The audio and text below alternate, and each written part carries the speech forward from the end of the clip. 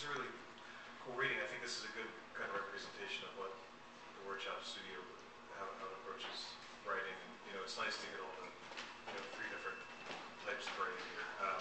And, you know, I would imagine that you all play off of each other well, you know, in workshops and as writers.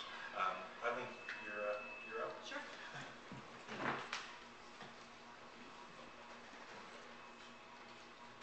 This essay is called That Breathless Charm.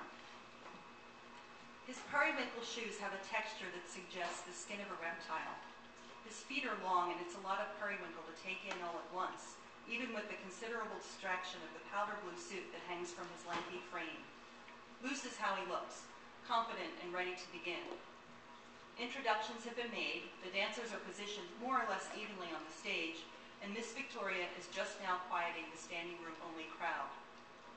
The music begins and she waits a few beats. 5, 6, 7, 8, she breathes into the microphone, and 28 feet burst into a foxtrot. The auditorium erupts with cheers, applause, and shrieks. Cameras flash from every corner. Up on the stage, I have the advantage of seeing every dancer at close range, watching footwork fancy and not so, and feeling the full range of emotions, joy through angst, written on the faces of the 14 underage foxtrotters. I want to know who to thank for the brilliant musical selection, Frank Sinatra's rendition of The Way You Look Tonight, which is literally and metaphorically soaring over the heads of the 10 and 11-year-old dancers as I swipe at tears and try to give all 7 couples my full attention. Some girls are a foot taller than their partners, requiring the boys to tilt their heads at awkward angles to maintain eye contact and avoid staring into the budding breasts of classmates. While some dancers blush, others can't stop grinning. While some glide, others shuffle. Some audibly count steps, while others hum along to the music. The boy in blue is one smooth dancer. The periwinkle shoes saunter through the slow steps and sprint through the fast ones. Chicken wings up, toes facing toes. Look like they're having fun.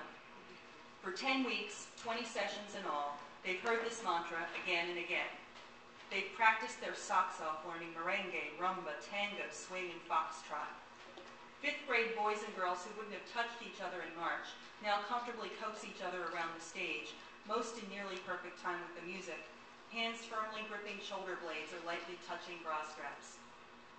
It's a warm May afternoon at the J.W. Catherine School on the southwestern edge of Philadelphia. Many students in this school, like their counterparts from the 6 other schools represented here today, live at or below the poverty level. Still, their parents have managed to dress them neatly, modestly, proudly for this special occasion, the 2009 Dancing Classrooms Philly semifinal competition. Ballroom dance instructors have taught the children to behave like ladies and gentlemen, at least on stage. Back in their seats, they're far more exuberant as they cheer on classmates in the other dances.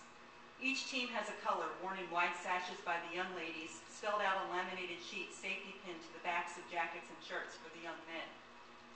I wonder where that boy found a dress shirt in exactly the shade, Flyers orange, of his partner's sash.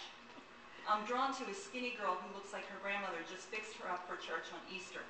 A simple dress with a hint of lace at the knees, tights and shiny shoes, all topped off with a thick knit cape that can't quite camouflage her bony shoulders.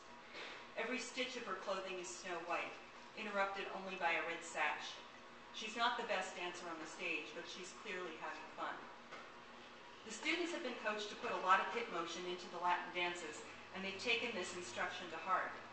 Parents all but swoon over the tango and gasp as their daughters mime sexy moves by pulling splayed fingers back across their foreheads. The rumba teams, or rumba as Miss Victoria says, really sell it. Hips in every size and shape sway, wiggle, or jerk, displaying a vast array of abilities. The auditorium was warm even before the dancing began, and now someone has flung open the doors at the back and side of the room. Neighbors poke their heads in to see what all the commotion is, then stay to watch as the swing teams kick up their heels to hit the road jack, while the audience belts out the lyrics. One dimpled, dark-haired boy in a crisp tan shirt stands just a few inches taller than my 4-year-old nephew. He's giving it all he's got, and he's got plenty. And when the music stops, I'm tempted to pick him up and hug him. But then I remember I'm one of the judges. And aside from the need to comport myself as an impartial observer, I've only got a few seconds to finalize my scores for this round. It's so hard to assign numbers to what's going on here. Each couple gets a score from 6 to 10. The 6s and 10s reveal themselves within the first several seconds of each dance, but my pencil hovers nervously over every 7, 8, and 9 before I commit to a score. 7 couples per dance, 7 numbers to circle before the music stops, 2 sets of each dance, 3 busy judges. We dodge dancers, circle numbers, turn in score sheets. Then a new group takes the stage and we do it all over again. There's no time to compare notes or remember the scores we've given from one round to the next. Like everyone else in the auditorium, we'll learn which 2 teams will advance to the finals at the end of the program, when all 210 team scores have been tallied. My dance-related qualifications for being here are marginal. My dad and I were finalists in the Jitterbug contest at a high school father-daughter dance in 1976. Come to think of it, my 3 sisters all were finalists in the same event with the same partner in subsequent years, so Dad probably deserves the credit there. Also, I'm related to the McNiff twins of Irish step dancing fame. One of whom is here today. Okay, they're not really famous, and McNiff is just how our last name was mispronounced one St. Patrick's Day. I did, however, watch my youngest sisters and their peers perform countless times during their grade school years, so I appreciate the hard work involved in making these dances look easy, and I recognize the joy streaming toward the stage from parents and teachers. I'm lucky enough to be here as a judge because of my role at the Arts and Business Council of Greater Philadelphia. Dancing Classrooms Philly, modeled on the New York City program featured in the 2005 documentary Man Hot Ballroom, is one of 100 or so arts organizations I've had the privilege to work with since joining the council staff a few years ago. I believe in the magic this program offers to Philadelphia schools, which matters more than dancing skills when it comes to being a judge. Anyway, even an untrained eye can assess the criteria we've been given. I still want to give every couple a 10. It helps only slightly to know that each student will go home with a ribbon and that the afternoon will end with one big rainbow of a line dance that includes them all. I will feel a glow just thinking of you. The second round of foxtrotting ended 15 minutes ago, but I've got old blue eyes and young blue shoes under my skin. To the great delight of the home team supporters, the Catherine School has advanced to the finals along with the Spring Garden School. Lovely.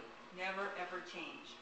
I'll never ever hear that song again without recalling the eager faces, the periwinkle shoes, and the way that little girl's face lit up when I told her I liked her cape on my way out the door.